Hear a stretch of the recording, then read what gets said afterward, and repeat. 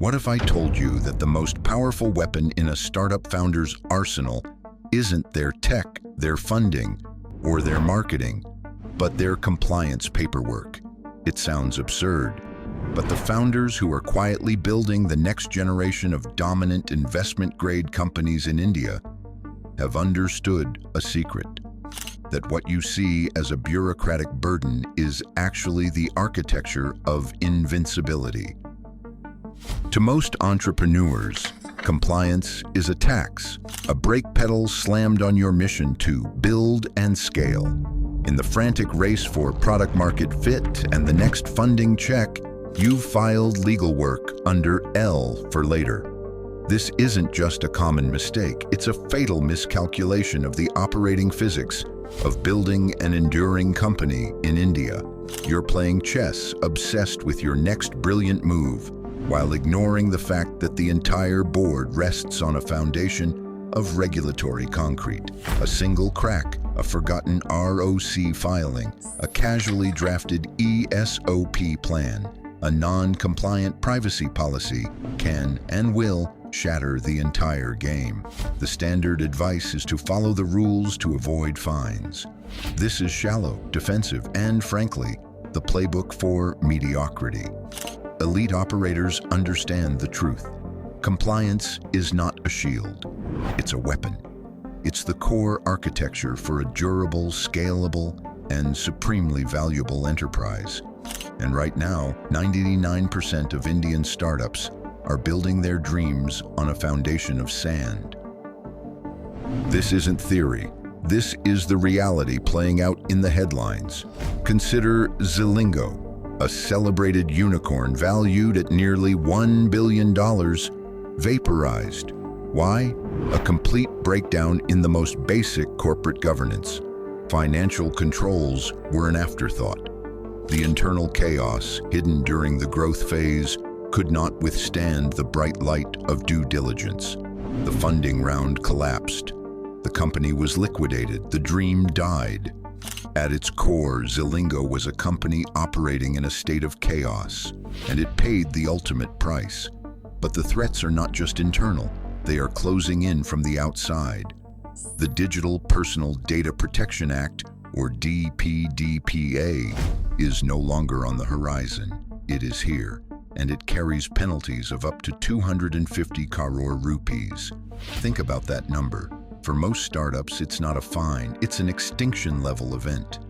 A company with no data map, no consent framework, and a collect-everything mindset is a regulator's dream target.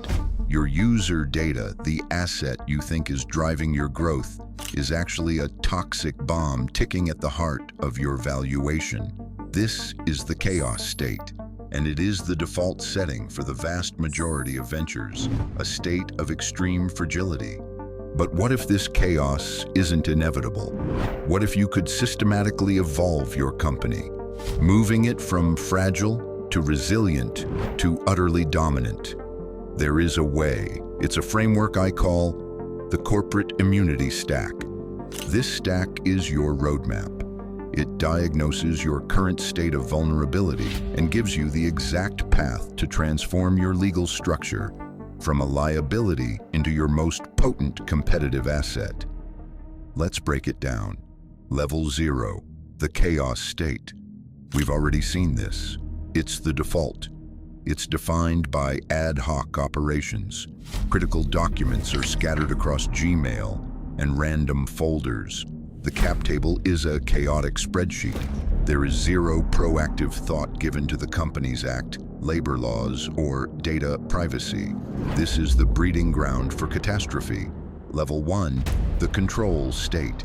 This is where you build resilience. This is your first strategic shift. You move from reactive firefighting to proactive control. The goal isn't just to avoid penalties, but to build a clean, auditable, and stable operational core. First, you establish a single source of truth. This is non-negotiable. A centralized, access-controlled digital data room. It holds every critical document, incorporation certificates, PAN, GST registrations, Shareholder agreements, board resolutions, IP registrations, everything. Second, you automate mandatory filings. Using a simple compliance calendar, you track and manage all recurring filings with the Registrar of Companies. Missing these leads to daily penalties and marks your company as poorly managed. Third, you standardize your core contracts. Develop vetted templates for employment agreements, vendor contracts, and NDAs. Stop letting every new relationship be a legal freestyle.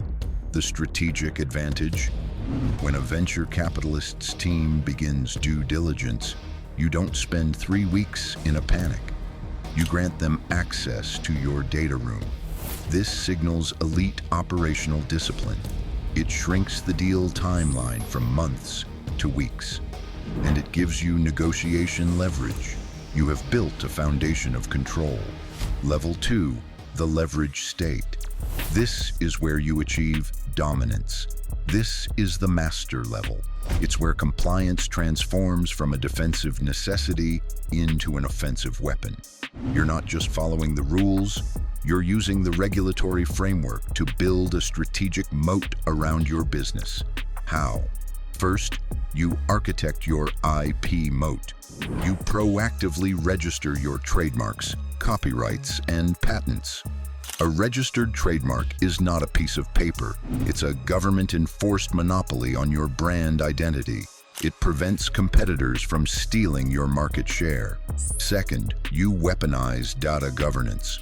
You go beyond basic DPDPA compliance. You build a data privacy framework so robust and transparent that it becomes a marketing asset. In a world of endless data breaches, you become the most trusted player in your vertical. Trust is a formidable competitive advantage. Finally, compliance becomes a permanent agenda item at your board meetings. You present a compliance dashboard tracking key metrics, litigation status, IP portfolio health, data privacy incidents. This is what separates the amateurs from the pros. The result? Companies at level 2 are fundamentally more valuable. They are de-risked. Investors see a well-oiled machine, and they pay a premium for that certainty. Think of the RBI's shutdown of Paytm Payments Bank's core operations. That was the ultimate lesson in corporate immunity. It was a catastrophic level 0 approach to a level 2 problem. Persistent non-compliance with KYC norms wasn't a small oversight. It was a symptom of systemic chaos. A level 2 fintech would have had real-time monitoring of those exact metrics, allowing them to course correct long before the regulator dropped the hammer. The choice is yours. You can remain at level 0, hustling on a foundation of sand, praying you don't get a regulatory notice that freezes your accounts, or a due diligence request that exposes your chaos. You will move fast, and then you will break. Or you can make the deliberate strategic decision to build your company on the bedrock of the corporate immunity stack. This is the work required to build an enterprise that doesn't just grow, but endures. It's how you build a company that is not just fundable, but fundamentally valuable. The question isn't whether you can afford to do this. It's whether your ambition can survive the certainty of what happens if you don't. You've just learned the framework that separates fragile startups from investment-grade companies. But theory isn't action. The first step to building immunity is an honest diagnosis. You need to know exactly where you stand right now. Feeling uncertain about your legal risks is a choice. Gaining clarity is the first step to control. That's why I've built the Corporate Immunity Scorecard and Diagnostic Checklist.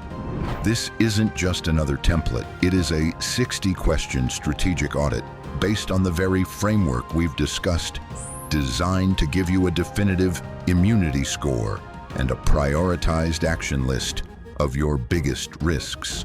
For less than the cost of a single billable hour with a junior lawyer, you can get an immediate and objective diagnosis of your company's legal health. Stop guessing.